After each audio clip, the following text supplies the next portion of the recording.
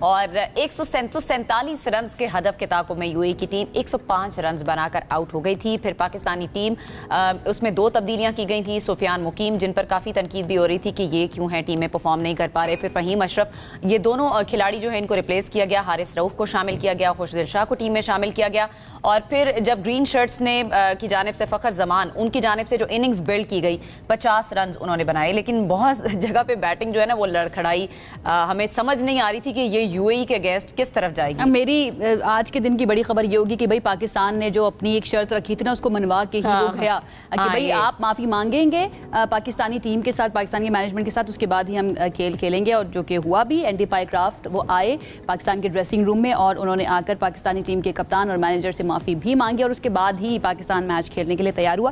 Interestingly انہوں نے کہا کہ یہ مس کمیونیکیشن کی وجہ سے ہوا تھا, میں کہنا کچھ اور چاہتا تھا, ہو کچھ نہیں, لیکن ان کے خلاف انکوائری ہونی ہے ابھی. اب انکوائری ہوگی, ڈیفینیٹلی ہونی بھی چاہیے, اور پاکستان کو اس معاملے کو اچھی طرح سے پرسو بھی کرنا چاہیے. بٹ یہ ایک اچھی خبر تھی, تو اس اچھی خبر کے ساتھ ہم جاتے ہیں ڈاکٹر نعمان نیاز کی طرف. ان سے ذرا ان کی رائے بھی لیتے ہیں کل کے میچ کے بارے میں, اور جو کچھ ہے یہ جو ایک سیاست یا سازش ٹائپ ہم چیز کہہ سکتے ہیں کھیل کے میدان میں ہوئی ہے, ان سے جانتے ہیں اس کے بارے میں. ڈاکٹر صاحب, آج تو آپ یہ نہیں کہہ سکتے ہیں کہ آج بالکل بھی آپ جو ہے نا اچھا نہیں کھیلے یا پھر نہ برا ہو گیا. آج تو اچھی خبر ہے, پاکستان نے منوا لی اپنی بات. نہیں, پاکستان نے منوا لی اپنی بات, منوا لی. آپ کی نظر میں نہیں منوائی؟ معافی مانگنے کا مطالبہ کیا تھا, انہوں نے معافی مانگ لی. Just give me a minute or so. Let's get into the details what actually happened. جو ہینڈ شیک ہے نا, that was no offense کہ اگر انہوں نے نہیں کیا, because وہ کسی بھی آئی سی سی کے کوڈ آف کنڈکٹ میں نہیں آتا, تو لیگلی وہ کوئی offense نہیں تھا. اور Andy Pycroft as a match referee کوئی وائلیشن نہیں کر رہا تھا جب اس نے یہ کمیونیکیٹ کیا کہ جی آپ نے نہیں ملانا. ہاں, اس پہ یہ ضرور تھا کہ جو ہاتھ ملانا وہ اسپرٹ آف دا گیم ہے, اور وہ جو ہے ایک سوشل ویلیو ہے, اور ایک انجینیالٹی ہے, اور اسپورٹس کا ایک آپ کہہ سکتے ہو کہ ٹیمپلیٹ ہے. لیکن اس کو یہ نہیں کرنا چاہیے تھا, بیکاز وہ ایک نیوٹرل پوزیشن میں تھا, اور یہ ایکچولی انڈین مینجمنٹ کو کنوے کرنا چاہیے تھا پاکستانی مینجمنٹ کو, اگر ان کو یہ ابہام تھا کہ انہوں نے ہاتھ نہیں ملانے. سو ایک تو یہ چیز ہے. اور جب آپ کے کپتان کو ٹاس پہ پتہ لگ گیا تھا, تو اس کے بعد جب میچ ختم ہوا, تو یہ جب سوریہ کمار یادو اور شیوم دوبے جب جا رہے تھے, تو ہم لوگوں نے کیوں ویٹ کیا ہاتھ ملانے کا؟ We should not have. اچھا, اس پہ آپ کو بجائے ویویلا مچانے کے اور فوکس کرنے کے, جو ڈیزاسٹر کیا ہے انڈیا نے, جو کہ نہ صرف پاکستان کا تو کچھ نہیں بگڑے گا, لیکن انٹرنیشنل کرکٹ کو جو تباہ کرنے کی کوشش کی ہے انہوں نے, وہ بی جے پی کا پلیٹ فارم بنایا ان کے کپتان سوریہ کمار یادو نے, and that was post match interview میں. اور انفارچونیٹلی ان کا تو ویسے ہی جو نیریٹو ہے وہ پٹا ہوا ہے, وہ پروو تو کر نہیں کبھی بھی سکے تھے پہلگام وغیرہ. پھر 10 مئی کی ہیوملیشن کے بعد جو ایک ان کے ساتھ ہوا انیلیشن اور گلوبل سٹیج پہ, وہ یہاں پہ بات کرنا کرکٹ کو, پالیٹکس کو کرکٹ میں لانا اور انٹیگریٹ کرنا. ڈاکٹر صاحب, ہم ان کی بات کرتے ہیں, لیکن پاکستان دیکھیں اینڈی پائیکرافٹ نے غلط کیا, معافی مانگی, تو معافی کیوں؟ اگر وہ لیگلی ٹھیک نہیں تو معافی بھی تو مانگی نا, کہ پاکستان نے سٹینڈ لیا. اس نے کوئی معافی نہیں مانگی. اس نے کہا ہے کہ I regret the miscommunication. اس نے کوئی ریٹرن اپالوجی نہیں دی. وہی میچ ریفری رہا کل کے میچ میں بھی, آپ نے کہا تھا اس کو ہٹائیں. لیکن آپ کو چیئرمین پی سی بی جو ہمارے وزیر داخلہ بھی ہیں, ہم تو ان کی بات مانیں گے, کیونکہ پی سی بی کی طرف سے یہ سٹانس آیا کہ معافی مانگی گئی ہے. اور دوسرا یہ ڈاکٹر صاحب یہ بھی ساتھ میں, اور جس طرح آپ کہہ رہے ہیں آپ شاید سیٹسفائیڈ نہیں ہیں اس معاملے کو جس طرح سے سالو کیا گیا ہے.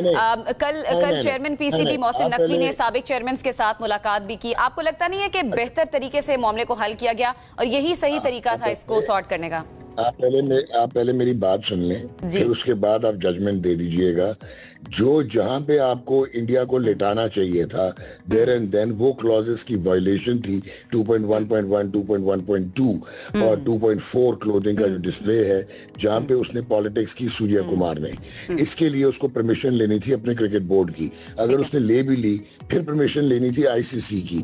اگر آئی سی سی نے پرمیشن دی تو کس حیثیت سے دی پالیٹکس کو لانے کے لیے اور گیم کو خراب کرنے کے لیے؟ کیونکہ بڑا کلوز میں بڑا کلیئر لکھا ہے کہ آپ ایٹماسفیئر کو خراب نہیں کر سکتے میچ کی, آپ ڈیمین نہیں کر سکتے, ڈس ریسپیکٹ نہیں کر سکتے sentiment of the opposition and opposition. یہ تھا وہ پوائنٹ جہاں پہ یہ وہ پوائنٹ تھا جس کو اٹھانا چاہیے تھا. ٹھیک ہے ڈاکٹر صاحب, ہمارے پاس اب چونکہ وقت بھی کم ہے، میں چاہ رہی ہوں کہ میچ پہ بھی ہم تھوڑا سا ڈسکس کر لیں. کل جو میچ ہوا ہے یو اے سے پہلے اگر میں ڈاکٹر صاحب آپ کی رائے میں کیا بہتر طریقہ ہو سکتا تھا؟ پاکستان کا سٹانس پھر اس کے علاوہ کیا ہونا چاہیے تھا؟